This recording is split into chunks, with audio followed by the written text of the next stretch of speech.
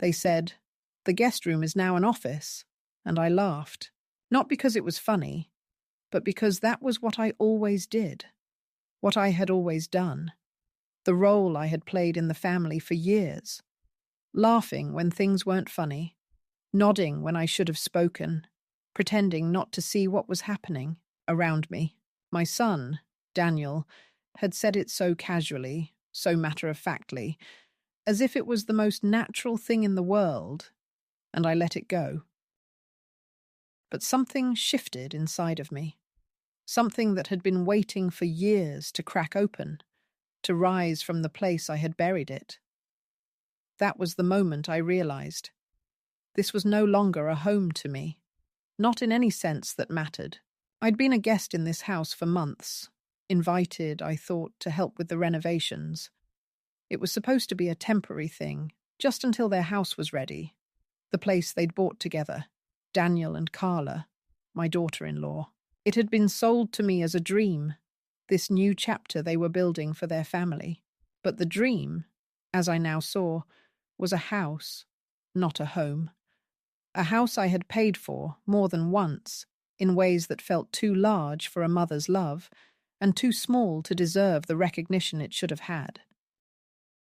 I'm 78 now, and I live in a small rental by the sea. It's nothing fancy. A modest little cottage with a fading porch and a yard that still holds the scent of rain, even when it hasn't rained in days. But it's mine. It's the first place in years I've truly been able to call my own, and it has walls that don't judge, and a floor that doesn't crack under the weight of things unsaid. A quiet space where I can finally breathe without pretending to be what others want me to be. You see, I've always been good at pretending. It's the one thing I've mastered in my life. No one ever asked me to play the part of the invisible one. But somewhere along the way, I became that person. Always in the background, always just out of sight, filling spaces when they were empty and quietly retreating when things grew uncomfortable. This was the role I had been given, and I'd accepted it, because who was I to ask for more? But the truth of it hadn't fully hit me until that day, when Daniel told me the guest room was now an office. It wasn't the words themselves, but the way they were spoken, the flatness in his voice, the way he didn't even look at me as he said it.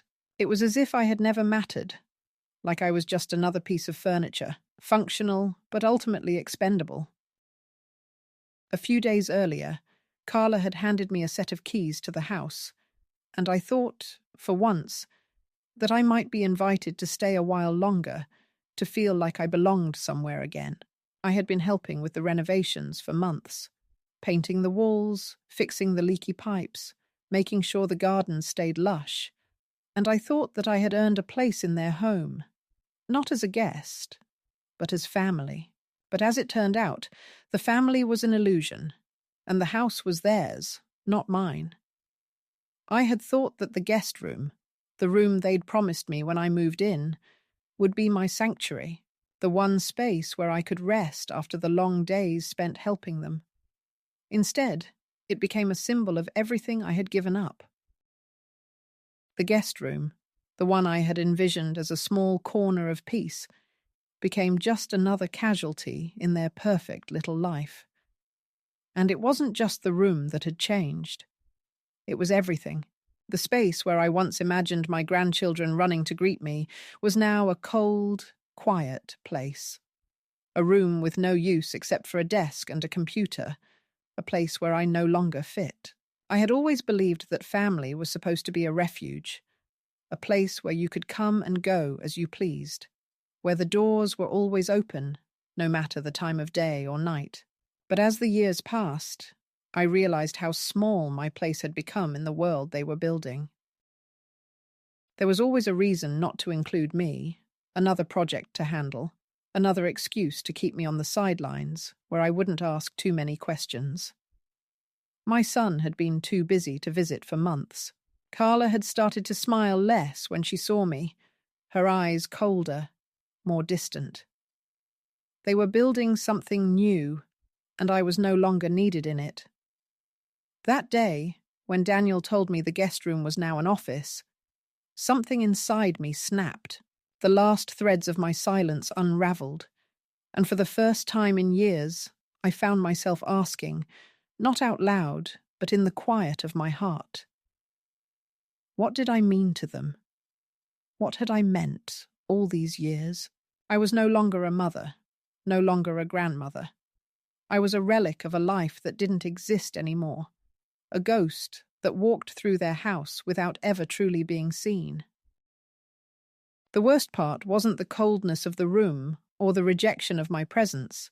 It was that I had allowed it to happen. I had allowed myself to be pushed aside, to become invisible. Because somewhere along the way, I had stopped fighting for my own space in their lives.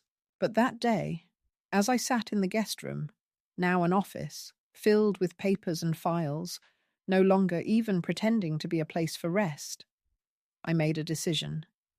I would no longer allow myself to be silenced, to be erased. I would stop pretending to be content, to be the good mother, the good grandmother who never asks for anything, who always sacrifices, who always gives. They wanted to make me disappear, to make me small and quiet. But in that moment, I realized I was done. I had given too much already, and now it was time to take something back. I didn't make a scene. I didn't shout or cry or beg them to see me. Instead, I packed my things, gathered my coat, and walked out of the house that had once been mine, the house that had been built with my money, with my sacrifices. I didn't say goodbye. I didn't look back. I just left, and for the first time in a long time, I felt free.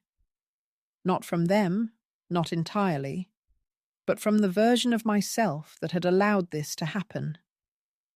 I had always believed that home was where you were needed, where you were wanted, but now I knew better.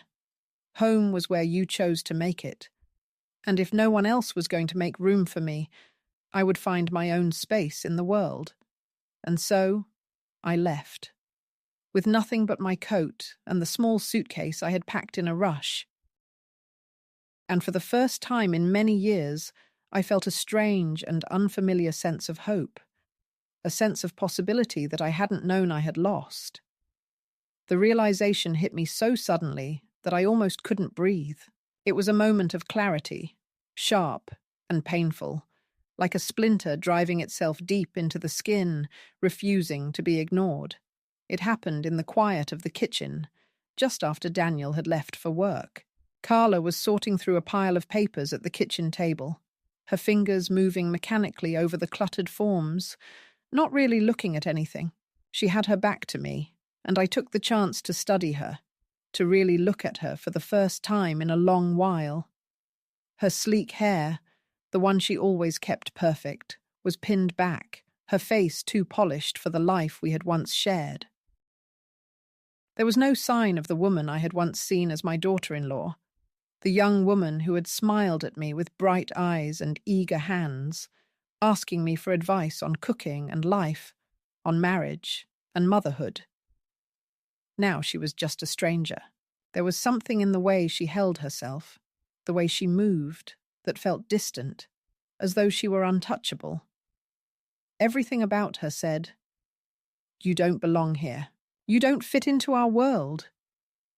The thought hit me with the force of a wave crashing against rocks. I had known it, on some level, for a long time. But this was the moment when it all became real. I wasn't just being left behind in the house, I was being excluded from their lives. I had been cast aside. Not with words, not with anger, but with an indifference so cold it cut deeper than any argument could. I had been an afterthought, a convenience when they needed something, a body to help when it was time to renovate, a sounding board for their complaints, a visitor when it suited them. But I had never been part of the family in the way I had once imagined. I had been a guest in my own son's life, a token of his past that he would occasionally pull out when it was convenient. But when he no longer needed that, when the house was perfect, and the family was settled in their shiny new life, I was no longer of any use to him. I had always thought of myself as a mother who was needed, a grandmother who was indispensable, but that was before the house, before the renovations, before they started to build a life that didn't include me. I had paid for this house, with my savings, with my years of hard work and sacrifice, and now it seemed that the only thing I had built was a wall between myself and the family I had spent my life caring for. It wasn't just the money, it wasn't just the house. It was the years I had given them, the years I had spent doing everything I could to help them, to make their lives easier. The vacations I had paid for, the bills I had covered when things got tight, the countless hours I had spent cooking meals and cleaning up after them, the countless times I had sat on the sidelines, watching them grow, watching them move forward, while I stayed in place, holding things together. All of it had been building up to this moment, the moment when I realized that I had given everything and I had received nothing in return. And it wasn't just the betrayal of the house, the betrayal of my place in their lives, that hurt. It was the quiet, subtle erasure of me, the way they acted as though I had never mattered. It wasn't a loud betrayal. It wasn't a dramatic scene. It was something much worse. It was the absence of care. It was the absence of recognition. And in that absence, I saw the truth. They no longer saw me. They no longer needed me. I was just a relic, a figure from the past that didn't fit into the new world they were creating. I sat there in the quiet kitchen, watching Carla move about, her back still to me, and I realized that the life I had been living, the life I had sacrificed for, was no longer mine. I had no place here. I had no place in their house, no place in their world. They had moved on, and I had been left behind. I tried to remember the last time I had felt truly seen by my son. It felt like it had been a lifetime ago. I thought about the days when he was young, when I would help him with his homework, when I would fix his favorite meals, when I would take him to the park and listen to him laugh. He had been so full of life, so full of promise, and I had been there for every step, every moment, every milestone. I had been his mother, the one he could count on, the one he could turn to.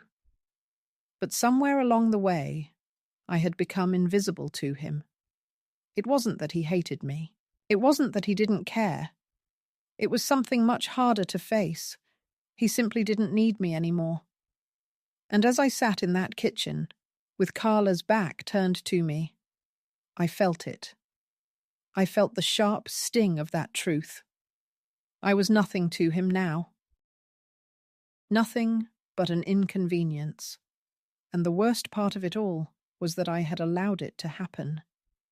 I had allowed myself to be pushed to the side, to become less important than the house, less important than the life they were building. I had let myself become the background noise in their story, a story that no longer had any room for me. The phone call came later that day. I had already started to pack my things, to make the decision that I would leave, that I would find a place for myself. But the call still startled me. It was Daniel. He was calling to check on me, he said, to see if I was doing okay, but his voice was different. It wasn't the voice of the son I had raised. It was the voice of someone who barely knew me, someone who was checking off a box, someone who was going through the motions because it was the right thing to do. And that was when it hit me. I had become a chore to him. I had become something he felt obligated to deal with, something that needed to be handled, like an old piece of furniture that needed dusting off. He wasn't calling to make sure I was okay, because he genuinely cared. He was calling because it was expected of him, because it would look bad if he didn't. He was calling because he felt responsible, not because he wanted to.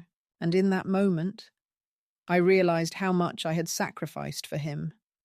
how much I had given up for the sake of this family, and how little I had received in return. It wasn't just the lack of recognition.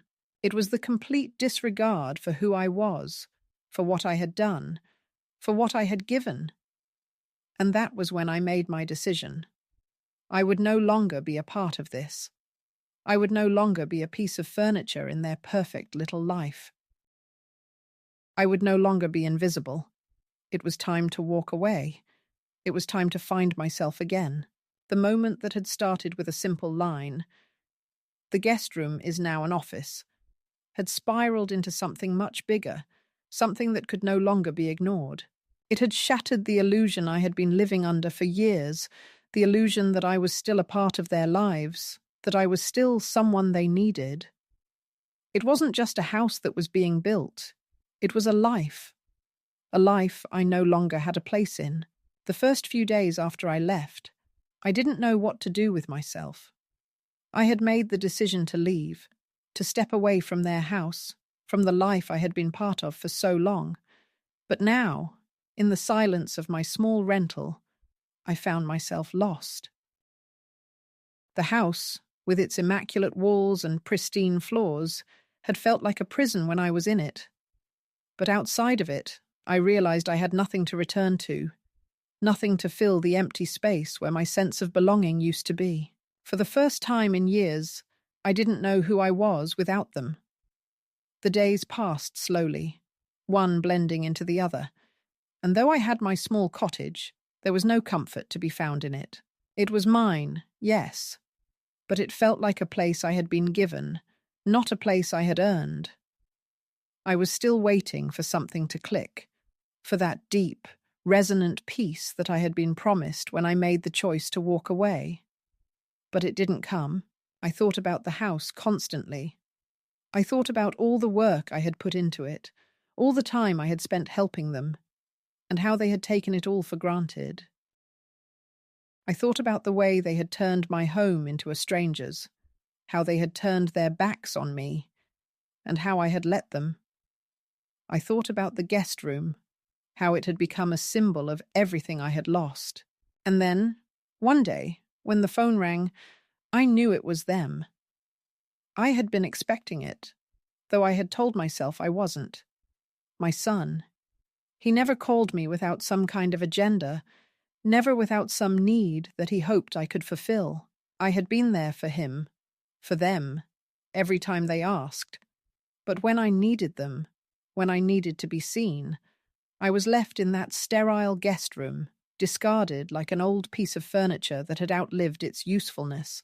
I picked up the phone without thinking, knowing it was him, knowing he had come to find me, not because he wanted to, but because it was necessary, because the family couldn't afford to lose me altogether. "Mum, we've been worried." His voice was tight, controlled. "Why didn't you say something? You could have come back. We could have worked something out."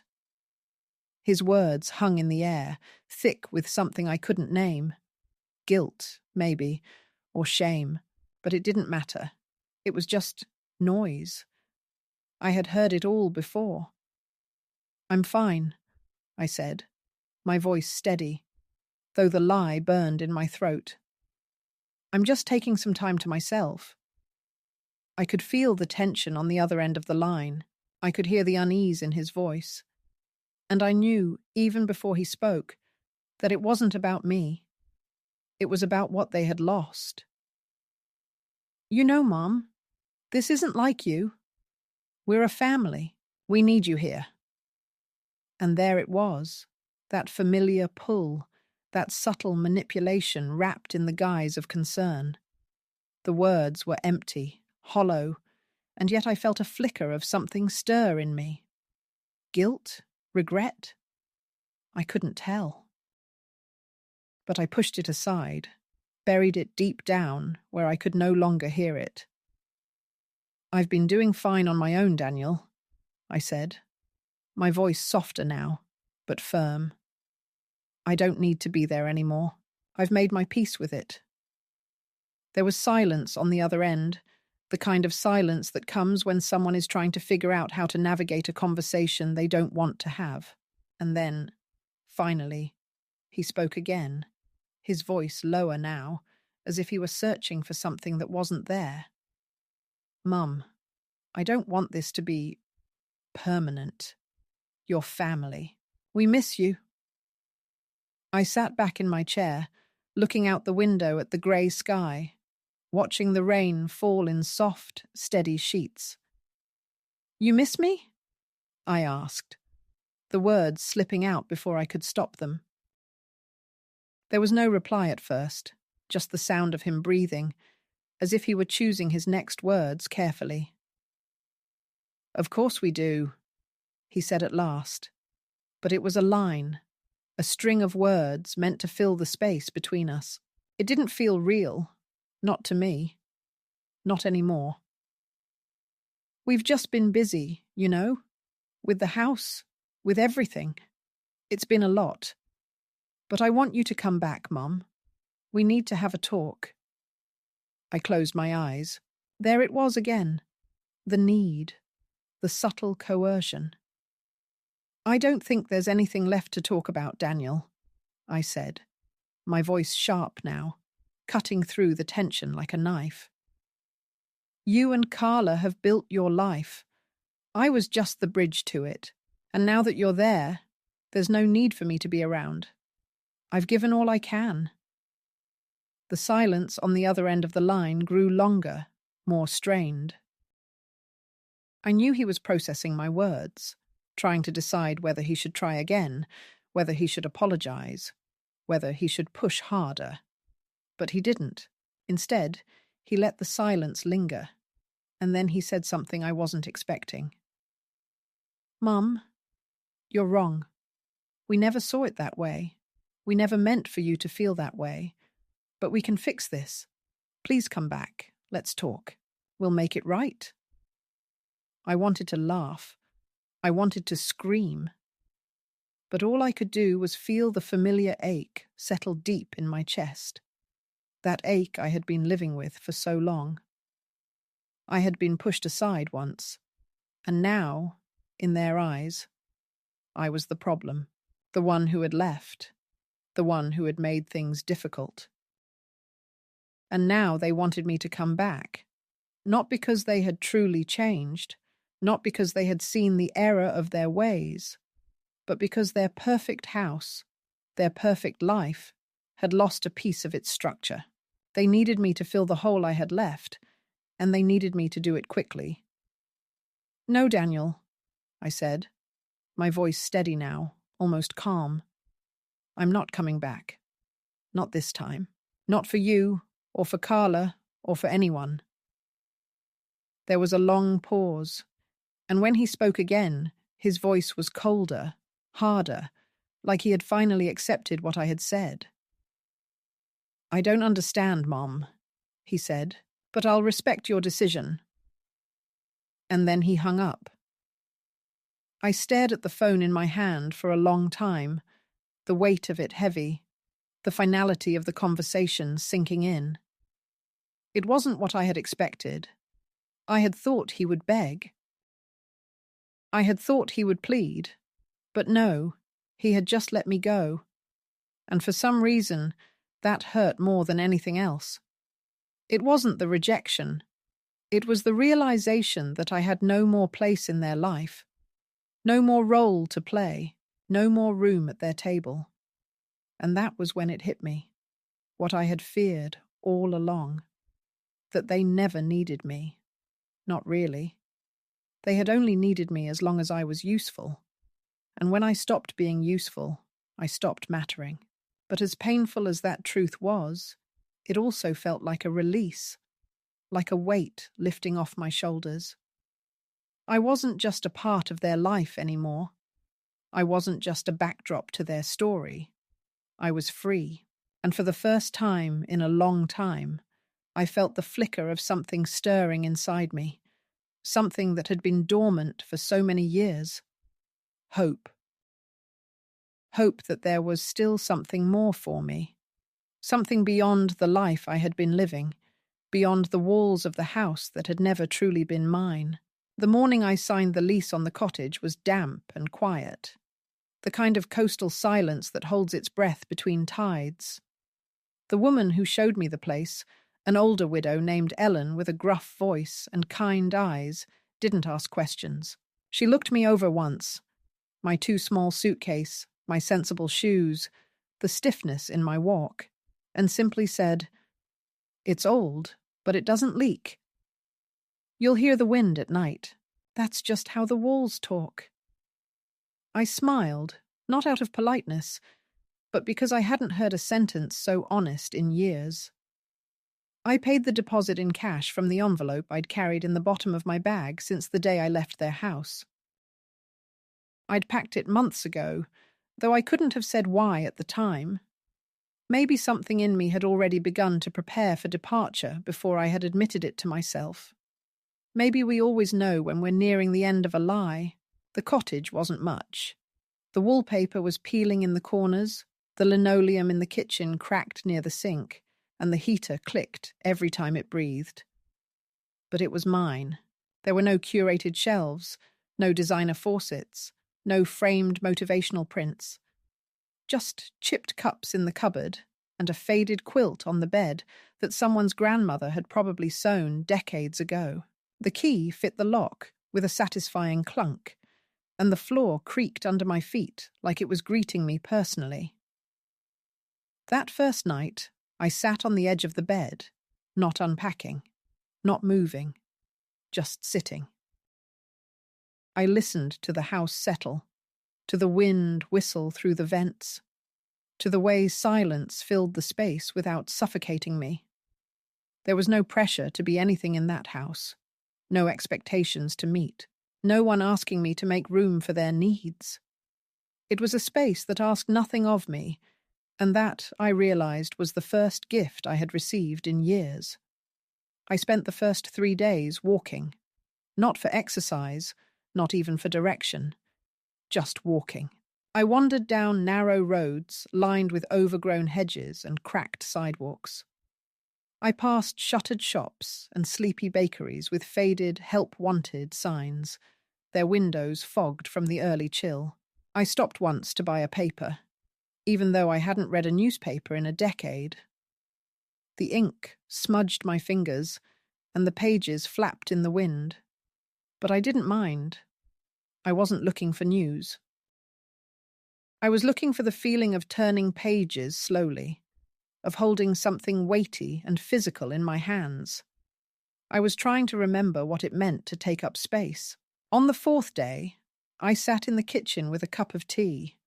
Real tea, not the herbal nonsense Carla used to serve me in those too light mugs that never retained heat. And I looked at my hands. They were worn, the skin thin, the veins pronounced. Hands that had cooked for a family that forgot to say thank you. Hands that had painted walls, changed diapers, written checks. Hands that had done everything and been appreciated for nothing. But now they were mine again. That morning, I took a blank sheet of paper from the drawer and began writing. Not to anyone, not for anyone, just writing. I didn't know what I was trying to say, only that I needed to hear my own thoughts out loud. The words came slowly at first, hesitant, as if unsure they were allowed to exist. But they came, and when I stopped, I felt something I hadn't felt in years. Steadiness. Not joy, not excitement. Those were still distant things, but the quiet, solid sense that I had begun. That evening, I passed by a small cafe near the edge of town. Its windows were fogged with steam, the sign a simple hand-painted "open" that swung in the breeze. There were 3 tables inside, a long counter, and a young girl sweeping behind it, humming to herself. I pushed the door open without thinking. The bell above it jingled, and she looked up, startled but not unfriendly. "Help you?" she asked. I looked around, then said, "Are you hiring?" The question surprised even me. She blinked, then nodded toward the back. "Talk to Heather." A few moments later, a woman emerged from the kitchen, flour on her apron and a pencil tucked behind her ear. She sized me up without smiling. "You want work?" I nodded. "You good with early mornings?" I nodded again. "Coffee? Clean up? No drama?" "No drama," I said. She didn't ask for a resume, didn't want references, just told me to show up the next morning. And that was how it began. My second life, or maybe my first real one. The next morning, I set the alarm for 5:30 a.m. I hadn't set an alarm in years. My body had always been on everyone else's schedule. Daniel's childhood, Carla's demands, the grandchildren's routines.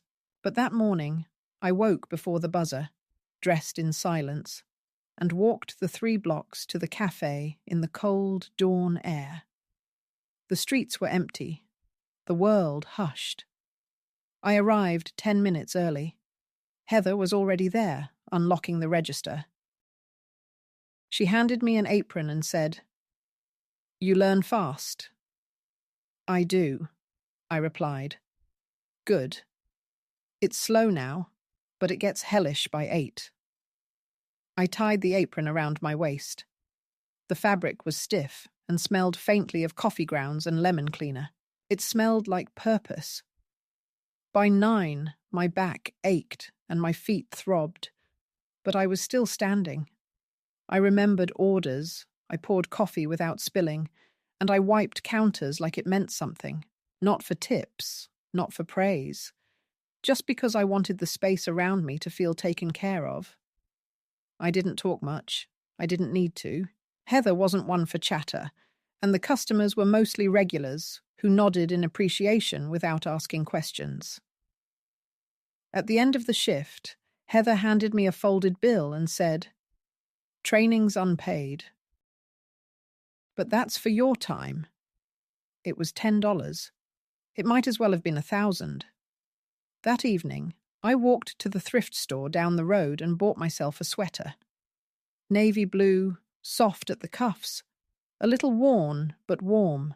I didn't need it, not really, but I wanted to feel something new against my skin. Something that was mine, chosen not for a dinner party or a family photo, but simply because I liked how it felt. Back at the cottage, I took off my shoes, lit a candle, and stood barefoot on the creaky floorboards. Outside, the wind howled. Inside, I was safe. I wasn't a mother, or a guest, or a woman who had given away her retirement for someone else's dream. I was just me, a woman in a navy sweater in a house with walls that talked.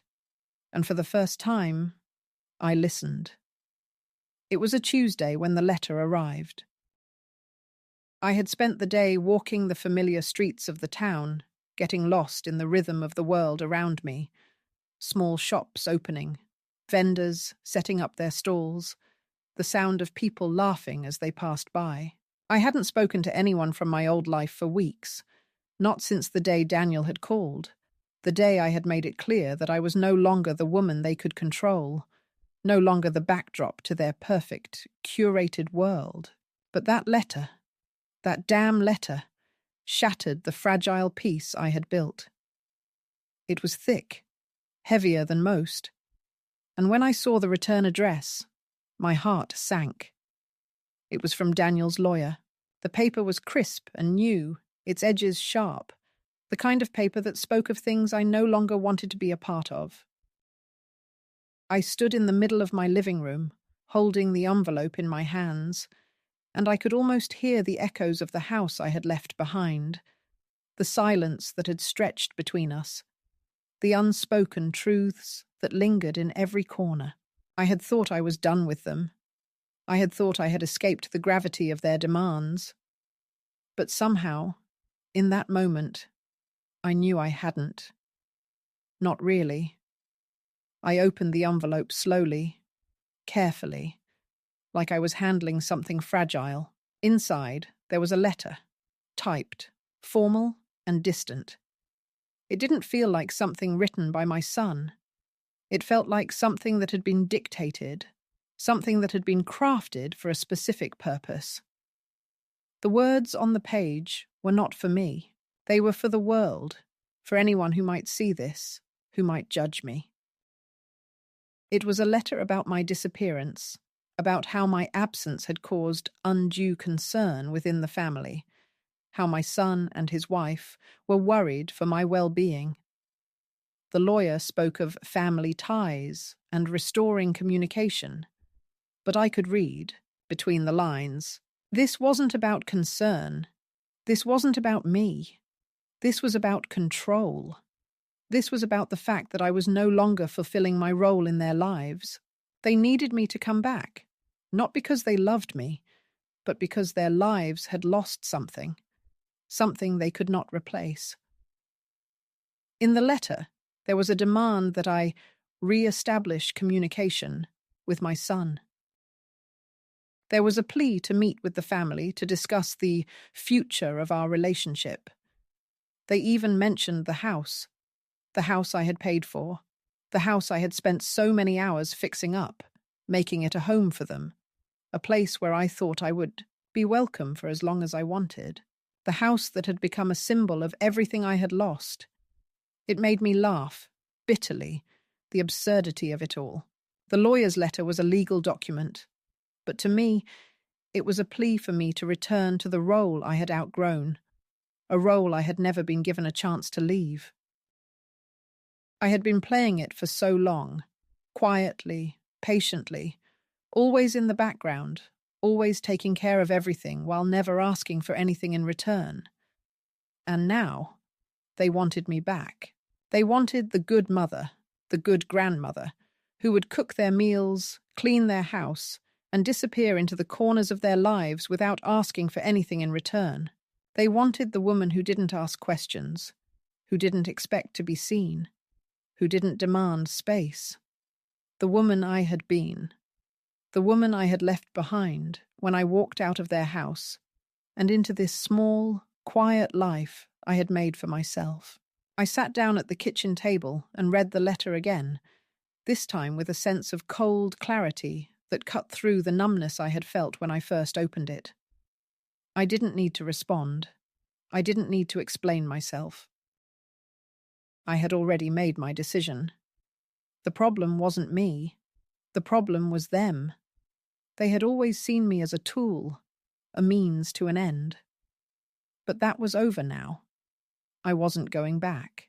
I wasn't going to step back into the life they had created for me, the life where I was invisible, where my needs and desires didn't matter. I wasn't going to let them define me anymore. I wasn't going to let them make me feel small. For years, I had been nothing but an accessory to their lives, something to be used when it was convenient, something to be put away when it wasn't. But not anymore. I wasn't going to let them erase me again. As I sat there, holding the letter in my hands, I realized something else. I wasn't alone anymore. I had found something here, in this small cottage, that I had forgotten existed. I had found myself. I had found a woman who could stand on her own, who could make decisions for herself, who could live without the approval of others. I had found the strength to walk away, not because I wanted to punish them, but because I had learned to take care of myself. I didn't need their validation anymore. I didn't need to be part of their picture-perfect life. I had my own life now. The letter was a last-ditch effort, a final attempt to pull me back into their world. But I wouldn't go. I couldn't go. The woman who had walked out of their house was not the woman who had walked into it. I wasn't that woman anymore, and I wasn't going to let them make me feel like I had made a mistake. I didn't owe them anything. Not anymore. The next day, just after I finished my shift at the cafe, I walked to the post office and mailed the letter back to the lawyer, but not before I added a few lines of my own. I didn't write much, just enough to make my point clear. I'm not coming back. I've made my choice. You can't force me to be part of a life I no longer want. I signed my name and sealed the envelope with a quiet sense of finality. I wasn't angry. I wasn't vengeful. I was done. The past few weeks had been hard, harder than I had expected. There were moments when I missed them, when I wondered if I had made the wrong decision. But those moments were fleeting. They didn't last. What lasted was the peace, the quiet certainty that I had done the right thing. I wasn't going to let them guilt me into returning. I wasn't going to let them make me feel small again.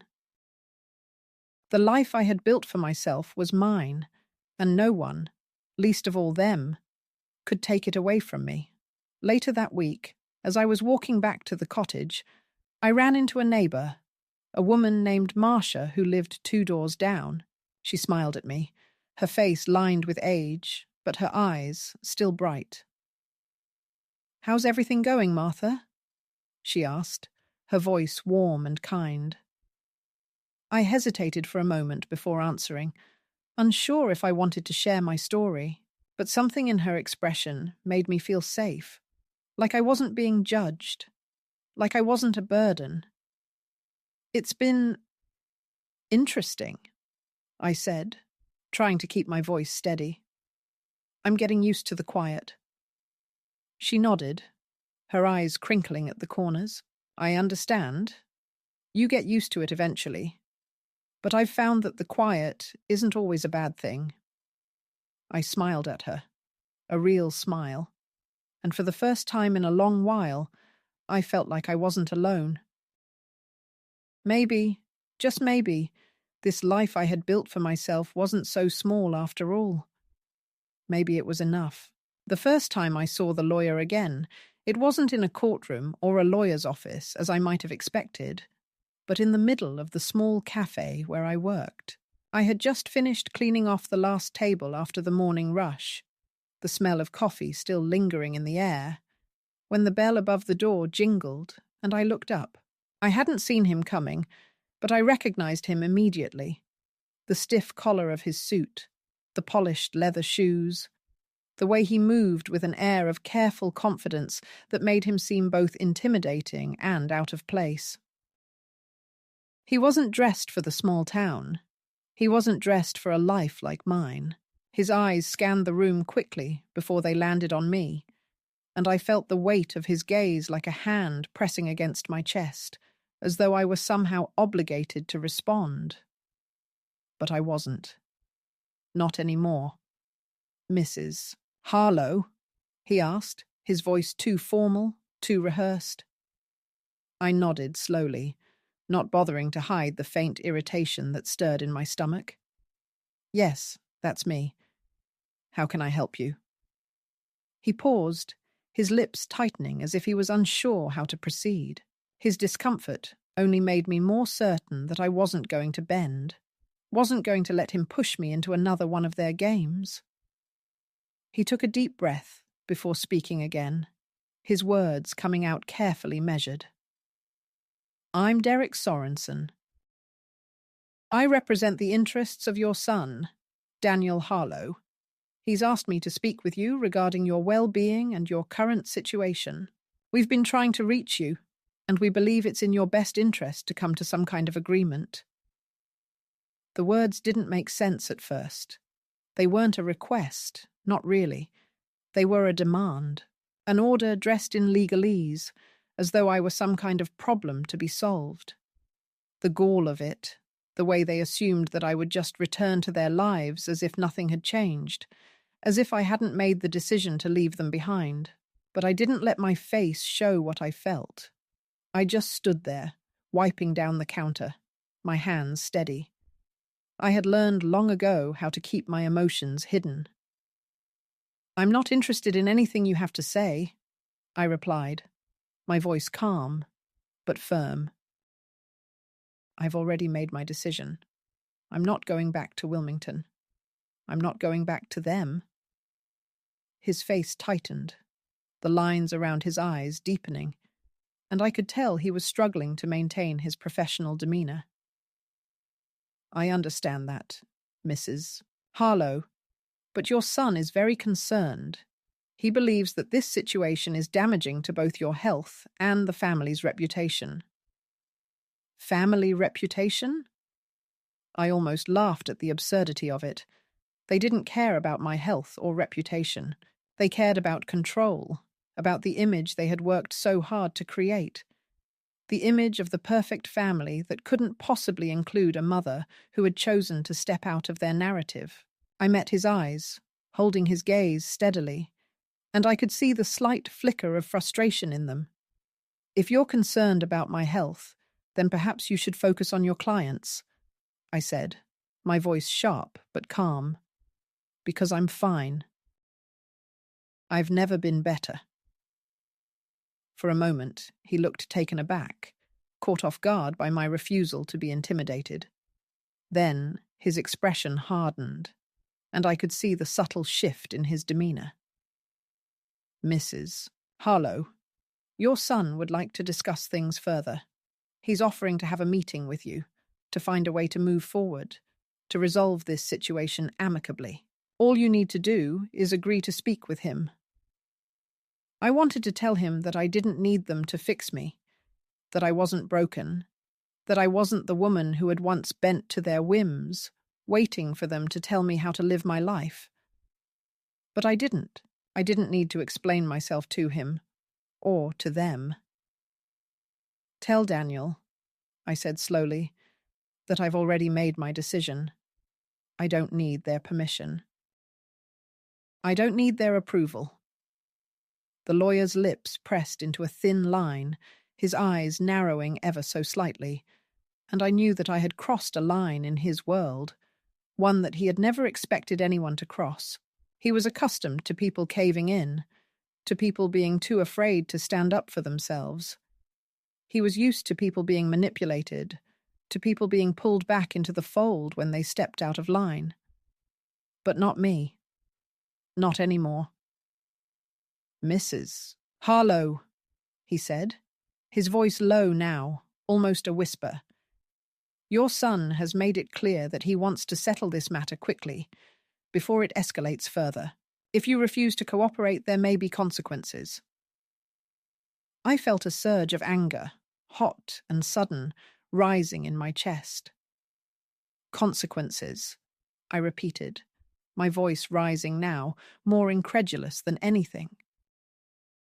What kind of consequences do you think you can threaten me with? I'm not afraid of you. I'm not afraid of Daniel or Carla or anyone. Not anymore.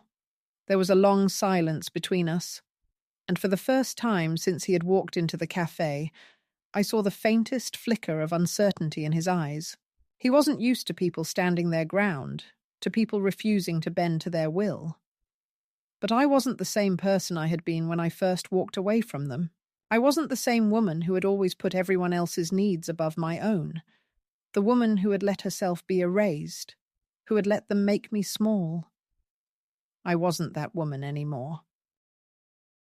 I'm not going to be your pawn, Derek, I said quietly, my voice low but filled with conviction. Tell Daniel that I've made my decision. I'm not going back, and if he wants to try and force me, let him. But I won't be part of their game anymore. I won't be their sacrifice.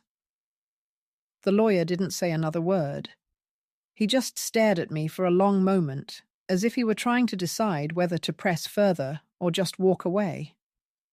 I held his gaze, not backing down, not flinching. Finally, he turned and walked out of the cafe without another word. I didn't watch him leave. I didn't need to. The moment he walked through the door, I felt a weight lift off my shoulders. It was done. For good. As I cleaned up the counter, my hands moving mechanically, I realized that this was the moment.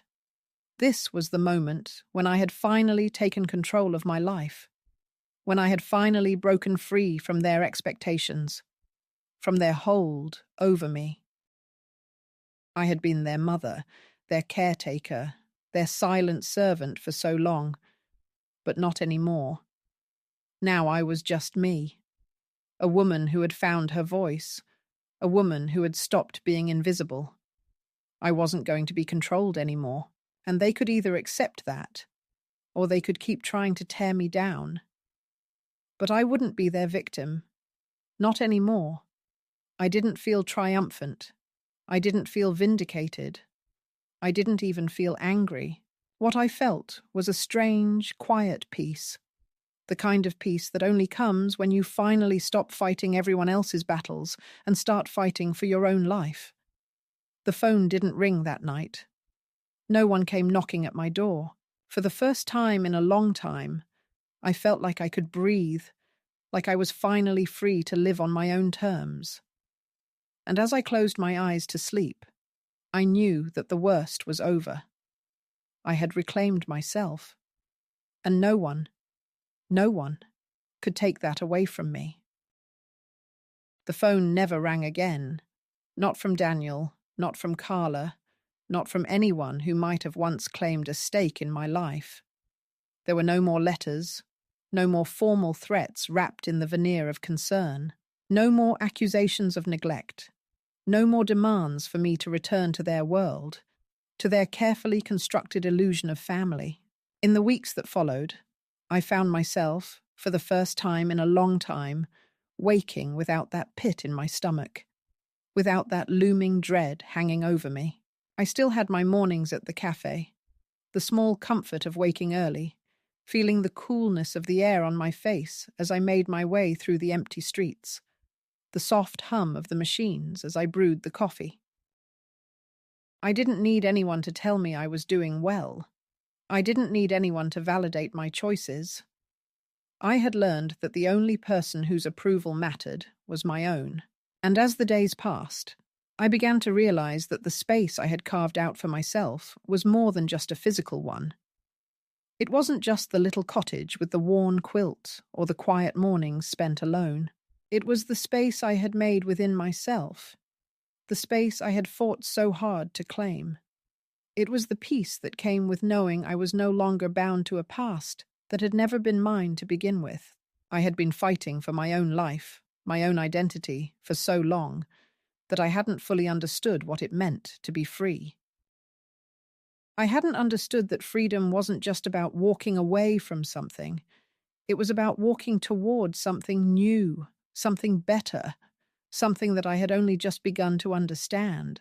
I had let go of the past, but now I was learning to build something of my own. And for the first time, I wasn't doing it for anyone else. I wasn't doing it because I had to. I was doing it because I wanted to. And that, I realized, was the difference. There were moments, of course, when the old familiar ache would return, moments when I would catch myself thinking about the life I had left behind, about my son's face, about the days when we used to laugh together, when I had believed I was still part of their world. But those moments didn't last. They faded, like the light at the end of the day, until they were just memories, little more than shadows of what I had allowed myself to believe. The pain, the hurt, the sense of abandonment, it had all been real, but it had also been temporary. I had made it out. And as hard as it had been, as much as it had cost me, I had learned that there was something far more important than clinging to the past. It was living for myself. I kept up the routine, kept my focus on the simple things, working in the cafe, walking along the quiet roads, writing in my journal, sitting with my thoughts. But it was in the stillness of those days, in the silence of my evenings, that I began to see the change in me.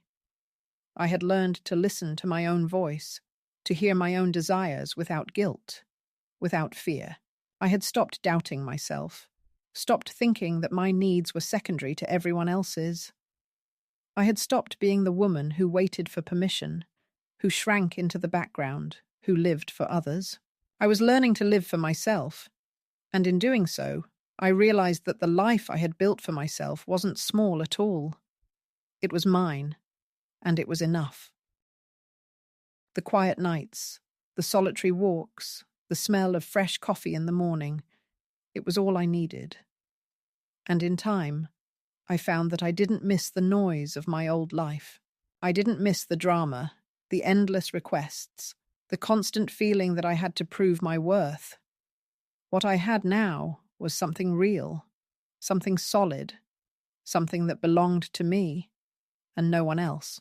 And it was in that stillness that I began to feel a kind of strength, a kind of peace that I had never known before. It wasn't the kind of strength that came from defiance or rebellion. It wasn't the kind of peace that came from silence alone. It was the peace of having finally taken control, of having finally said no to everything that had kept me in chains for so long. And it was in that peace, in that quiet victory, that I realized I had been right all along. I didn't need them. I didn't need their approval. I didn't need their validation. I only needed myself. It was strange, in a way, how I had spent so many years living for others, how I had allowed their voices to drown out my own. But I wasn't angry anymore. I wasn't bitter. I had learned that bitterness only kept you trapped, kept you looking backward when you should be moving forward.